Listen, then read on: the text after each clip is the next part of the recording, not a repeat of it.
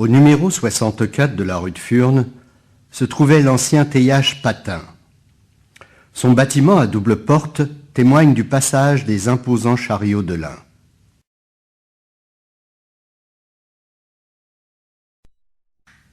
Alors, un petit historique du théiage de lin rue de Furnes à Anscott.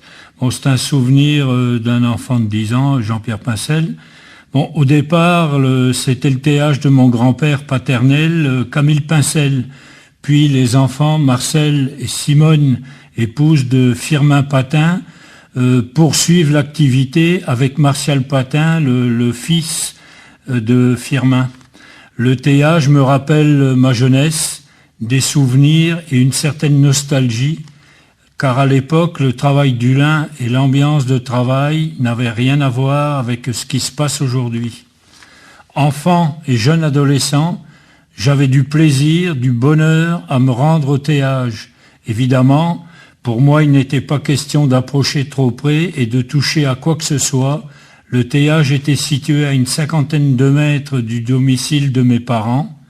C'était un théiage avec des moulins flamands et des gros rouleaux crantelés qui broyaient la paille de lin. L'odeur est encore dans mes narines. Le bruit, les lambris en pin étaient lisses et brillants. Derrière le théiage, il y avait un très grand mont d'Anna, paillettes de lin en flamand du chef. L'hiver, les petits oiseaux, pinsons, bouvreuils, moineaux et autres oiseaux y venaient se nourrir. Les Annas partaient également une 50aine de mètres du théiage chez le boulanger Joseph Ossard, qui travaillait à l'ancienne et qui fabriquait un pain d'une qualité exceptionnelle. Ce petit théiage employait également 3 ouvriers, Eugène, Georges et André. Ces personnes étaient logées dans de petites maisons situées à proximité du théiage. Autre aspect marquant, les pauses pour boire un coup et se restaurer. Le midi, mon père, mon oncle et le fils cassaient la croûte à la maison ou partageaient le repas au théiage avec les ouvriers. Je me rappelle très bien des grandes tartines avec une omelette au milieu.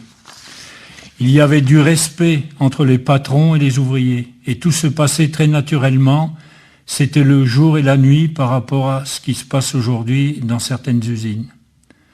D'ailleurs, toutes les petites entreprises ont disparu au fil des années. L'industrialisation, la rentabilité, l'évolution pas toujours positive des conditions de travail ont fait qu'il a fallu jeter l'éponge et arrêter l'activité. Quand le théiage a fermé ses portes, j'étais trop jeune, environ dans les années 53-54, pour donner mon avis sur la question. De toute façon, mon père et mon oncle ne m'auraient pas écouté. C'est donc avec regret que je relate brièvement ces quelques notes. Malheureusement, l'histoire est faite et on ne la refera pas. Par la suite, la vente du local ne fit qu'augmenter ma peine. Du site initial, le théiage, seule une partie est restée intacte, le reste ayant été transformé en 3 maisons. Au niveau documents, je ne possède plus grand-chose.